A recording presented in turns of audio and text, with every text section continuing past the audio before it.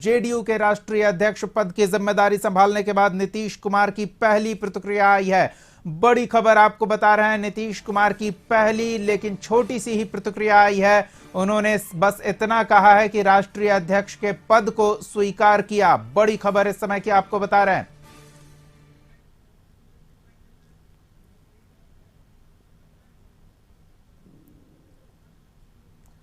तो राष्ट्रीय अध्यक्ष के पद को स्वीकार किया, बस इतनी प्रतिक्रिया आई नीतीश कुमार की। आपको बता दें कि हो रही थी तो हम स्वीकार कर लिया है। फिर हम राष्ट्रीय अध्यक्ष के पद को स्वीकार कर चुके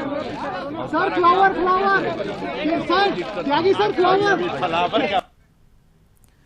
तो जेडीयू के तीर की कमान अब फिर से नीतीश कुमार के हाथ में है। राष्ट्रीय कार्यकारिणी की बैठक में ललन सिंह ने इस्तीफा दिया और उन्हीं ने नीतीश कुमार के नाम का प्रस्ताव बतौर राष्ट्रीय अध्यक्ष रखा, जिसे सर्वसम्मति से स्वीकार कर लिया गया।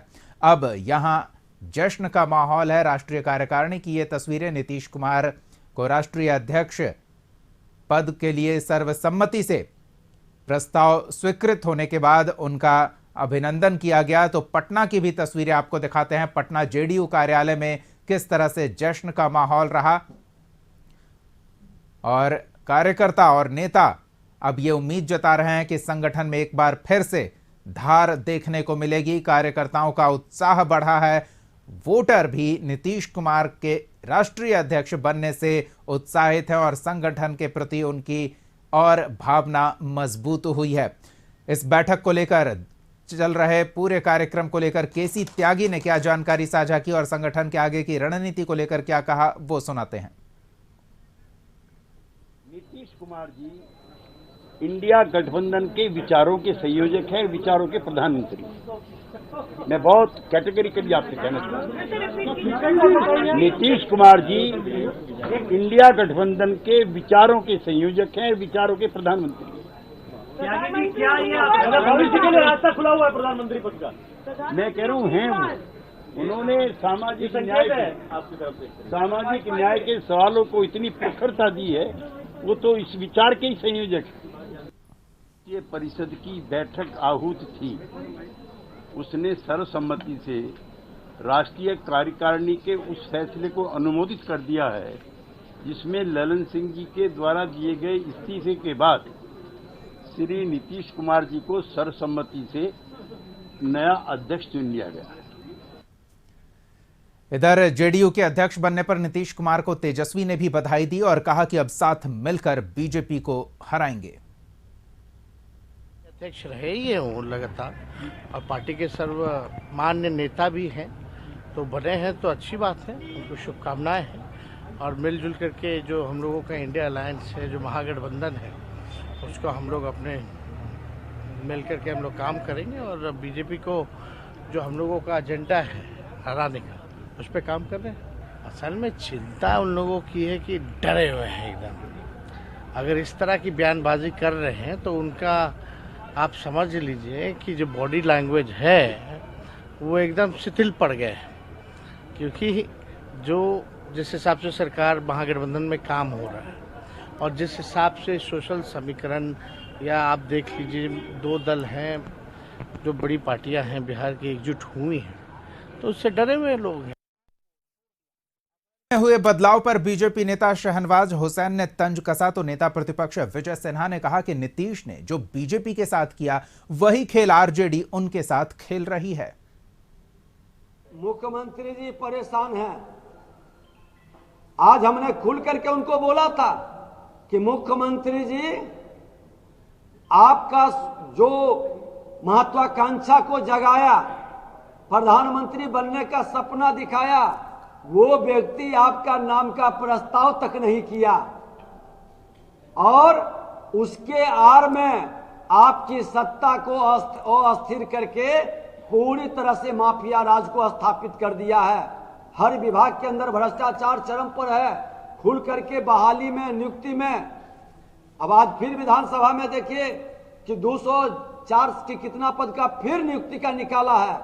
लग रहा है कि गाड़ी छूट न जाए, जैसे तैसे जल्दी से बहाली करके कमाई करके लूट लें। गया था कि वो एनडीए अलायंस के संयोजक बनेंगे, उनको ख्वाब दिखाया गया था कि वो विपक्ष के प्रधानमंत्री के उम्मीदवार बनेंगे, कुछ नहीं बनाया उनको। बीजेपी जेडीयू की सरकार चल रही थी, बिहार में अच्छा काम हो रहा था, उद्योग रोजगार में काम हो रहा था, हमें छोड़कर वो गए थे आरजेडी की तरफ, लेकिन आरजेडी ने उनको अच्छा सिला दिया। तो अब कोशिश हो रही है कि किसी तरह से सहयोगियों में फूट पैदा किया जाए। इस बीच नीतीश कुमार की जिस तरह की प्रतिक्रिया आई है, केसी त्यागी ने मीडिया के सामने जो कुछ कहा है, उन प्रतिक्रियाओं को हम समझने का प्रयास करेंगे। सीधे न्यूज रूम का रुख करेंगे। संपादक अशोक मिश्रा हमारे साथ जुड़ रहे हैं।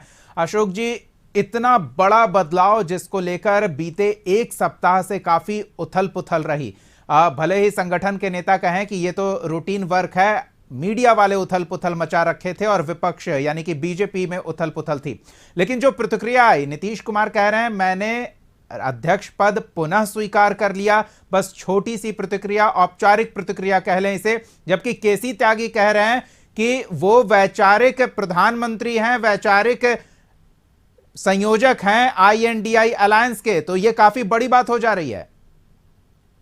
बिल्कुल, देखिए, विपक्षी गठबंधन के सूत्रधार रहे हैं मुख्यमंत्री नीतीश कुमार, और यह काम उन्होंने मुख्यमंत्री रहते हुए किया, जदयू के राष्ट्रीय अध्यक्ष रहते हुए नहीं किया। मुख्यमंत्री के रूप में उन्होंने सभी विपक्षी दल के नेताओं को एकजुट किया और उन्होंने मुख्यमंत्री पद को एक तरह से कहिए कि नज़रअंदाज किया, और उन्होंने जो एक राजनीतिक कार्यकर्ता का, कुशल राजनीतिक नेता का जो काम होता है वो नीतीश कुमार ने करके दिखाया।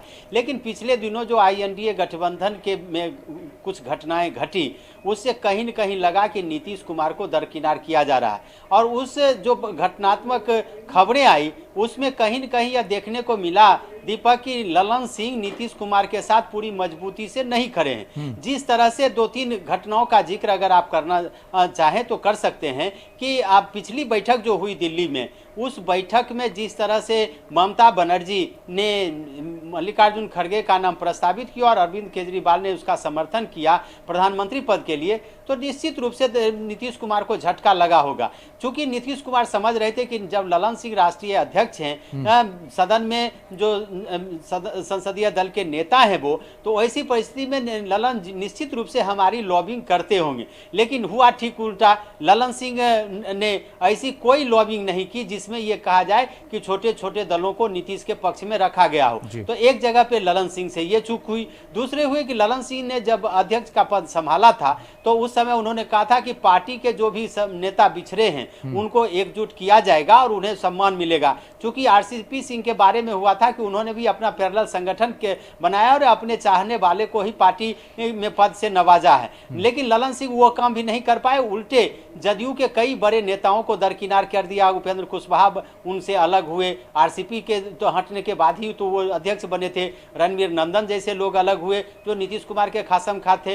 हरिवंश कटघरे में, विश्वसनीयता के कटघरे में खड़े हो गए। आज अगर छोटे कार्यकर्ता की बात करें तो प्रगति मेहता, तो ऐसे ढेर सारे लोग, सुहेली मेहता, ऐसे ढेर सारे नेता हैं जो जदयू से लंबे अरसे से जुड़े हुए थे, विधानसभा के उम्मीदवार रहे, लोकसभा के उम्मीदवार रहे, लेकिन उनको पार्टी से बाहर का रास्ता दिखा दिया गया। तो वैसी परिस्थिति में नीतीश को लगा कि पार्टी को अगर एकजुट रखना है तो फिर हमें ही कमान संभालना पड़ेगा। दूसरी जो तरह तरह की चर्चाएं हो रही थी कि जदयू कई भागों में बटा हुआ है, RJD के साथ जदयू का विलय होना है, तेजस्वी मुख्यमंत्री बनेंगे, ललन सिंह उप मुख्यमंत्री बनेंगे, तो ऐसी परिस्थिति इन सारे कयासों पर विराम लगाने के लिए नीतीश ने फिर जिम्मेदारी ली है। और नीतीश ने जो घोषणा की है कि जातीय गणना को आधार बना करके पूरे देश का दौरा करेंगे, क्योंकि जातीय गणना को मुद्दा बना करके राहुल गांधी इस पूरे मसले को एक तरह से कहिए कि लूट रहे हैं और एक तरह से कहिए कि कांग्रेस का ये मुद्दा बना रहे हैं। नीतीश को लगा कि अगर वो राष्ट्रीय अध्यक्ष नहीं बन पाते हैं तो फिर वैसी परिस्थिति में बिल्कुल अशोक जी,